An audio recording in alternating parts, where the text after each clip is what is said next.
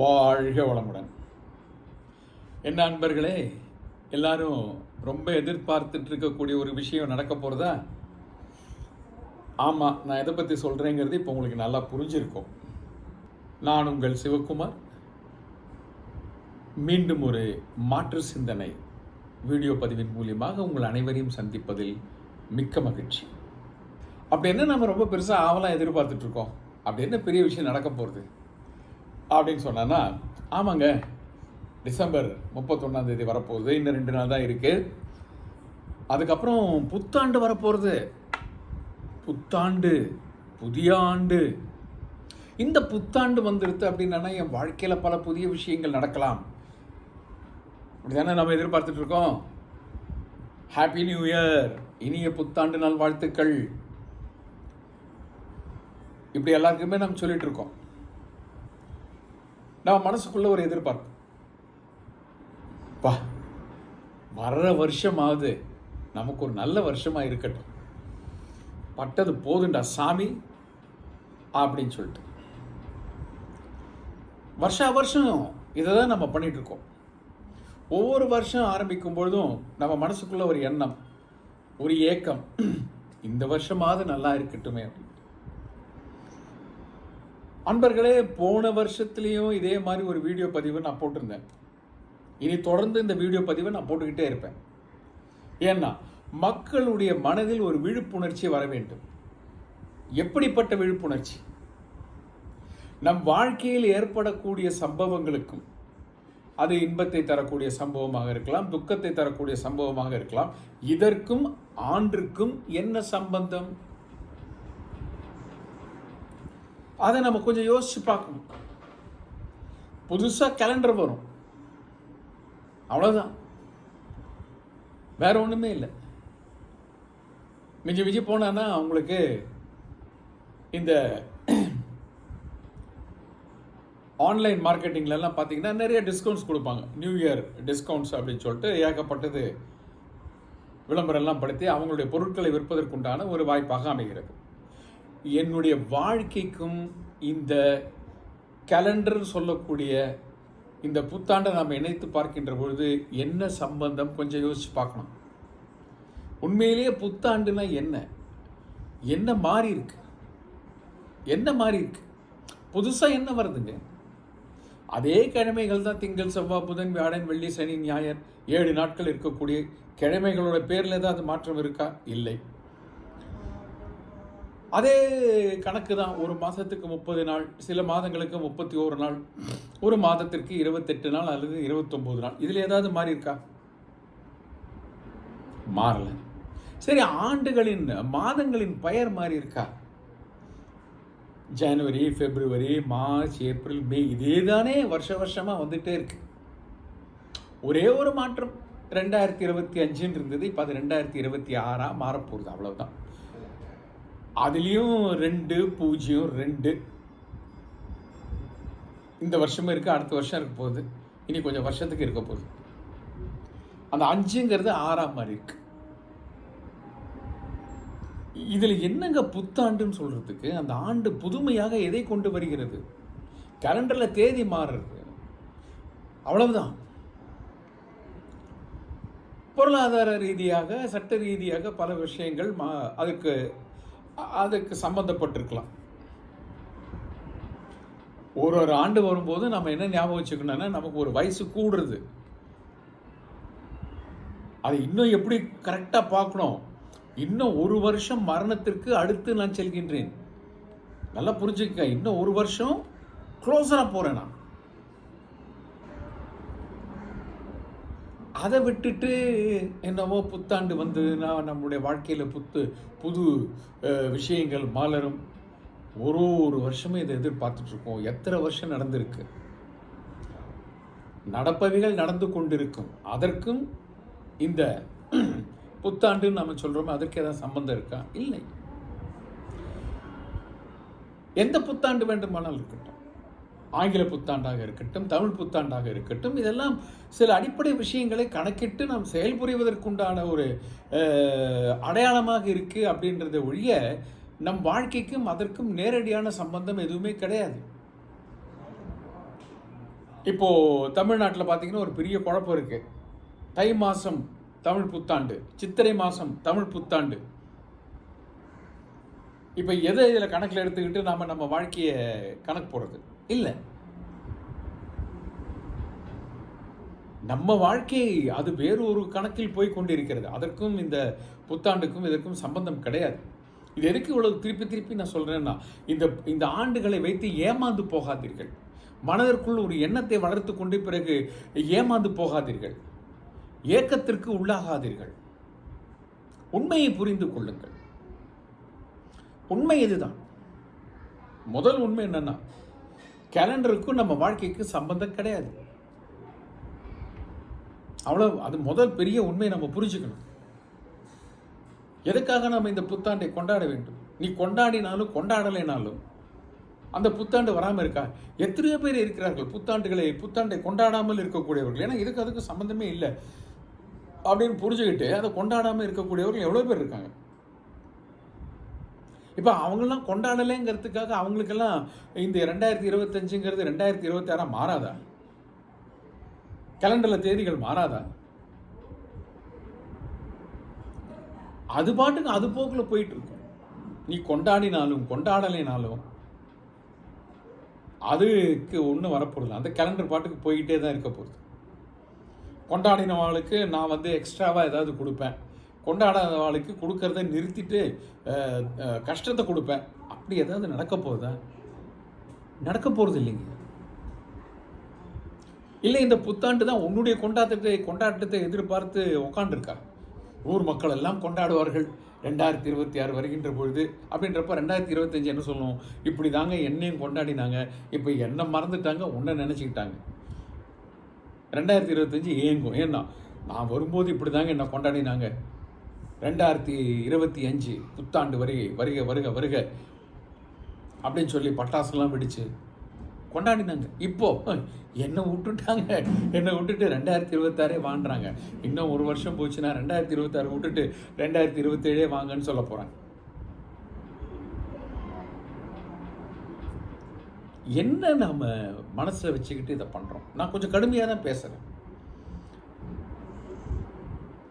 நாம அர்த்தமில்லாமல் சில விஷயங்களை செய்து கொண்டிருக்கின்றோம். பகவத்கீதையில் ஒரு இடத்துல சொல்றாரு, வீண் ஆசையாளர், வீண் அறிவாளர், வீண் செயலாளர். அப்படின்னா என்னன்னா, எதுக்குமே பிரயோஜனம் இல்லாத ஆசை, எதுக்குமே பிரயோஜனம் இல்லாத செயல்கள், எதுக்குமே பிரயோஜனம் இல்லாத அறிவு, இப்படி வச்சுட்டு இருக்கிறவங்கலாம் யாருன்னா அவர்கள் மூடர்கள், அறிவே இல்லாதவர்களுக்கு சமானம் அப்படின்றார் பகவத்கீதையில் கண்ணன். அதனுடைய அர்த்தம் என்னன்னா, இதெல்லாம் தான் வீண் ஆசை. என்ன வீண் ஆசை? அடுத்த வருஷமாவது எனக்கு நல்ல வருஷமா இருக்கட்டும். வீண் அறிவு, ஆண்டு மாறும்பொழுது என் வாழ்க்கையில் நல்ல மாற்றங்கள் வரும். வீண் செயல், அந்த ஆண்டை கொண்டாடுவதற்காக வரவேற்பதற்காக நாம் செய்யக்கூடிய செயல்கள், இதெல்லாம் வீண். அப்ப இதில் ஈடுபட்டு இருக்கக்கூடியவர்கள் யார் என்றால் மூடர்கள்,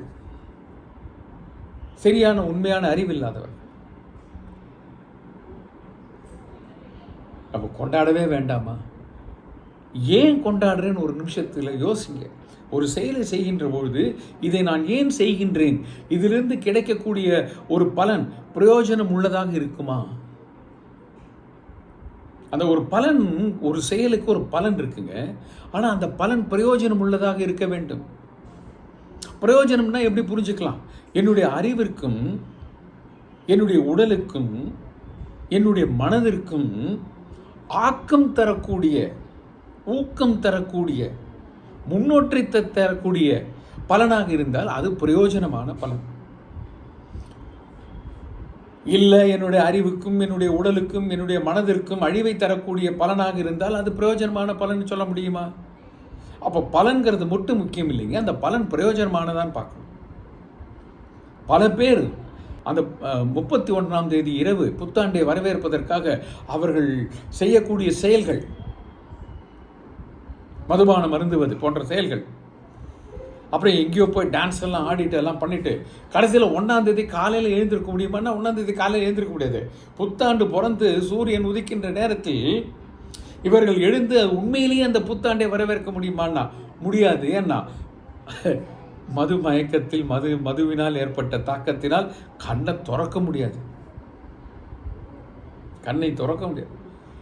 அந்த நாள் வீணாவே போயிடும். ஜனவரி 1ஆம் தேதி பல பேருக்கு வீணா போயிடும். பல பேருக்கு. அப்போ நீ செஞ்சிய செயல் இது பிரயோஜனமான செயலா அப்படின்னா வீண் செயல் அப்படின்றார். ஏன்னா உனக்கு என்ன பிரயோஜனம்னா அந்த 1ஆம் தேதியை கொண்டாடி வரவேற்றி அந்த 1ஆம் தேதி அன்னைக்கு உருப்படியான ஒரு வேலை உன்னால் செய்ய முடிஞ்சுதா அப்படின்னு பார்த்தோன்னா அன்னைக்கு படுக்கையிலேருந்து எழுந்திருக்க முடியல. எழுந்தாலும் ஒரே டல்லாக இருக்கும். அப்போ என்னுடைய செயல் வீண் செயல் தானே. என்னுடைய ஆசை இந்த ஆண்டாவது நல்லது நடக்கும். நல்லதுங்கிறது என்னதுங்க? எனக்கு பிடிச்ச மாதிரி நடந்தால் நல்லது, எனக்கு பிடிக்காத மாதிரி நடந்தால் கெட்டது. இதுதானே. நமக்கு பிடிச்ச மாதிரி நிறைய விஷயங்கள் நடக்கிறதுங்க. அதனால தான் நாம் உண்மையிலேயே நல்லா இருக்கும். ஆனால் மனுஷனுக்கு பேராசை, எவ்வளவு கிடைச்சாலும் திருப்தி இல்லை. அதனால் அவனுக்கு கிடைச்சதெல்லாம் மறந்துட்டான். கிடைச்சதெல்லாத்தையும் மறந்துட்டு இனியும் போனோம் இனியும் வேணும்னு அலையும் போது தான் இந்த ஆண்டாவது நல்ல ஆண்டாக இருக்கக்கூடாதான்ற ஏங்கிறான். எல்லாருக்கும் வாழ்த்துறேன். ஏன்னா நான் ஒருத்தருக்கு ஹாப்பி நியூ இயர் சொன்னால் அவள் திருப்பி எனக்கு ஹாப்பி நியூ இயர் சொன்னான்னா ஹாப்பியாக இருக்குமே. ஸோ இதெல்லாம் நம்ம கொஞ்சம் சிந்திச்சு பார்க்கணும். இது உண்மையிலேயே பிரயோஜனம் இருக்கா, அர்த்தம் இருக்கா, முதல்ல அதை யோசிப்போம். அப்புறம் பிரயோஜனத்தை பார்ப்போம். அர்த்தமே இல்லைங்க. மீனிங்லெஸ் செயல், பர்பஸ்லெஸ் செயல். அர்த்தமும் இல்லை, அதில் பிரயோஜனமும் இல்லை. ஏன் செய்ய வேண்டும்? உங்க வாழ்க்கை எப்படி இருக்கணுங்கிறது நீங்க நிர்ணயம் பண்ணுங்க. கேலண்டர் நிர்ணயம் பண்ணக்கூடாது. ஆனால் நம்ம கேலண்டர் கிட்ட விட்டுட்டோம். நிறைய பேர் அடுத்த வருஷமாவது நல்லா இருக்கான்னு பார்ப்போம், இந்த வருஷம் இப்படி போச்சு. அப்போ நம்ம வாழ்க்கையை கேலண்டர் கிட்ட கொடுத்துட்டோம். என் வாழ்க்கையை என்னாலே நடத்த முடியலன்னா அந்த கேலண்டர் எப்படிங்க நடத்த போகிறது என் வாழ்க்கையை? கொஞ்சம் யோசிச்சு பாருங்க. என் வாழ்க்கையை நடத்தக்கூடியவனாக நான் இருக்க வேண்டும். ஆனால் கேலண்டர் கையில் கொடுத்துட்டோம்னா யாரோ எனக்கு எல்லாம் பண்ணி கொடுப்பாங்க. எவ்வளோ பெரிய முட்டாள்தனமான எண்ணம் பார்த்தீங்களா? யாரோ எனக்கு பண்ணி கொடுப்பாங்க. கேலண்டர் பண்ணி கொடுக்கும். 2026 ஆண்டு பண்ணி கொடுக்கும். இல்லைங்க. நீங்கள் உங்கள் அறிவின் மீது நம்பிக்கை வையுங்கள், உங்கள் உழைப்பின் மீது நம்பிக்கை வையுங்கள், உங்கள் செயலின் மீது நம்பிக்கை வையுங்கள். உங்கள் அறிவின் சொன்னேன் இல்லையா, அறிவும் உழைப்பும் செயலும் இதன் மீது இருக்கக்கூடிய நம்பிக்கை தான் உங்களுடைய வாழ்க்கையை சீராக்கும். கிடைப்பவைகளை எது கிடைக்கின்றதோ அதை ஏற்றுக்கொள்ள பழகுங்கள். உங்கள் முயற்சிக்கு உண்டான பலன் கிடைக்கும். ஆனால் அது எப்படிப்பட்ட பலன் அப்படிங்கிறது உங்களுக்கு தெரியாது. நீங்கள் ஒரு பலனை மனசில் வச்சுக்கிட்டு பண்ணுவீங்க, தப்பு இல்லை. ஆனால் அது முடிஞ்சு அந்த பலன் கிடைக்கும்போது அது வேறு விதமாக இருக்கலாம். நீங்கள் நினச்சதை விட அதிகமாக இருக்கலாம், நீங்கள் நினச்சதை விட குறைவாக இருக்கலாம், நீங்கள் நினச்ச அளவே இருக்கலாம். எது கிடைக்குதோ அதை ஏற்றுக்கொள்ளக்கூடிய மனப்பான்மையை வளர்த்து கொள்ளுங்கள். முயற்சியில் தோய்வு இருக்கக்கூடாது. முயற்சியினால் கிடைக்கக்கூடிய பலனை ஏற்றுக்கொள்ளக்கூடிய உயர்ந்த மனப்பான்மை இருக்க வேண்டும். அப்போ அந்த முயற்சியிலிருந்து கிடைக்கக்கூடிய பலனை ஏற்றுக்கொள்ளக்கூடிய மனப்பான்மையும் இதுதான் உங்கள் வாழ்க்கையை நல்லா ஆக்குமே ஒழிய இந்த ஹாப்பி நியூ இயர், இனிய புத்தாண்டுலாம் சொல்கிறோமே, அது கண்டிப்பாக உதவாது. அதனால் இந்த கொண்டாட்டங்கள், இந்த எதிர்பார்ப்புகள், அன்றைக்கி செலவழிக்கிற பணத்தை வேறு எவ்வளோ நல்ல காரியத்துக்கு செலவழிக்க.